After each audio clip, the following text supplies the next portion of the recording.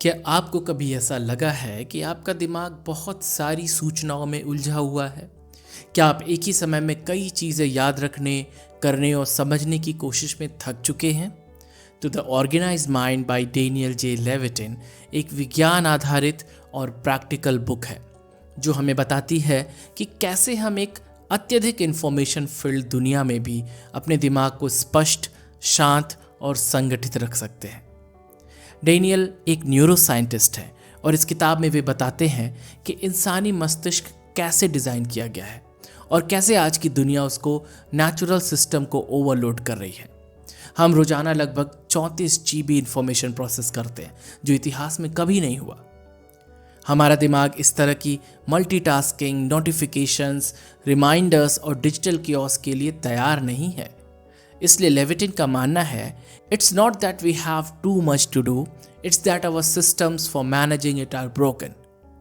मतलब ऐसा नहीं है कि हमारे पास बहुत कुछ करने को है, पर ऐसा ज़रूर है कि हमारा सिस्टम उसको मैनेज करने के लिए तैयार नहीं है। किताब का मूल उद्देश्य है कि हमें ऐसा सिस्टम देना जिससे हम अपने डिसीजंस, मेमोरी, अटेंशन और टाइम को ऑर्गेनाइज कर सकें। लेविटिन बताते हैं कि हमारा ब्रेन एक समय में सिर्फ एक ही चीज पर पूरी तरह ध्यान केंद्रित कर सकता है। मल्टीटास्किंग एक भ्रम है। हर बार जब आप कॉन्टेक्स्ट स्विच करते हैं, जैसे व्हाट्सएप से मेल, फिर से यूट्यूब, फिर बैक टू वर्क, तो आपका मस्तिष्क अटेंशन रेजिड्यू छोड़ता है। इससे आपकी प्रोडक्टिविटी गिरती है और मेंटल थकान बढ़ती है।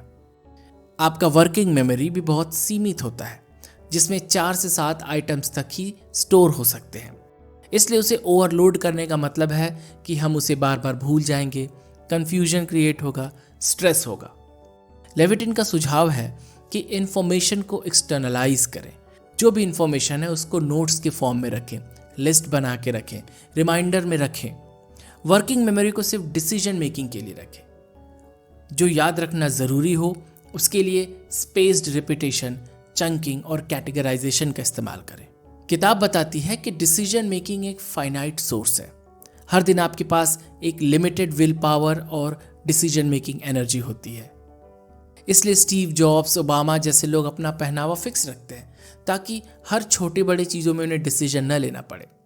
लेविटिन बताते हैं कि आप रूटीन बनाइए ताकि रोज के डिसीजन ऑटोमेटिक हो जाए। हर रोज सुबह आपको ये ना सोचना पड़े कि आज मैं ये कपड़े पहनूं कि ये पहनूं, आज मैं ये खाऊं कि ये खाऊं, आज मैं ये कार लूं कि वो कार लूं। जब आप रूटीन में रहते हैं तो आपको बार बार हर छोटी चीज़ों में डिसीजंस नहीं लेने होते। इंपॉर्टेंट डिसीजंस सुबह या एनर्जी रिच समय में लें। अनइम्पॉर्टेंट चीज़ों के लिए डिफ़ॉल्ट रूल्स बनाइए, जैसे inbox 0 weekly, 20 minutes news per day. Choices को स्ट्रक्चर करें। ज़्यादा विकल्प मतलब ज़्यादा थकान। हमारा दिमाग चीज़ों को कैटेगराइज करना पसंद करता है, इसीलिए फिजिकल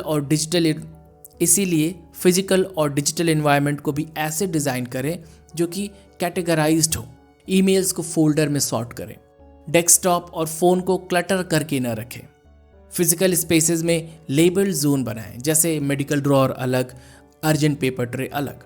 लेविटिन बताते हैं कि कॉन्टेक्स्ट रिट्रीवल मेमोरी को बेहतर बनाता है, इसलिए नोट्स में कॉन्टेक्स्ट ऐड करें, जैसे डेट, प्लेस, टैग्स, जिससे कि आप इसे आसानी से रिकॉल कर सकें।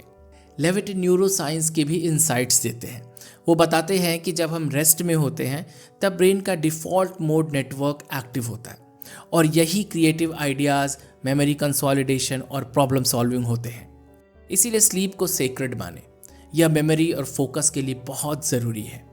दिन में आप माइंड वैंडरिंग के लिए समय दें, घूमें, टहलें, खाली टाइम एंजॉय करें, नेचर एक्सपोजर के लिए टाइम रखें।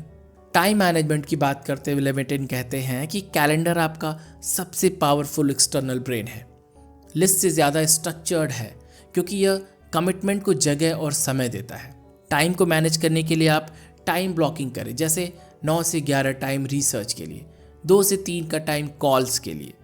इवेंट्स में बफर रखें ताकि डिले और अनसर्टेनिटी से तनाव न हो।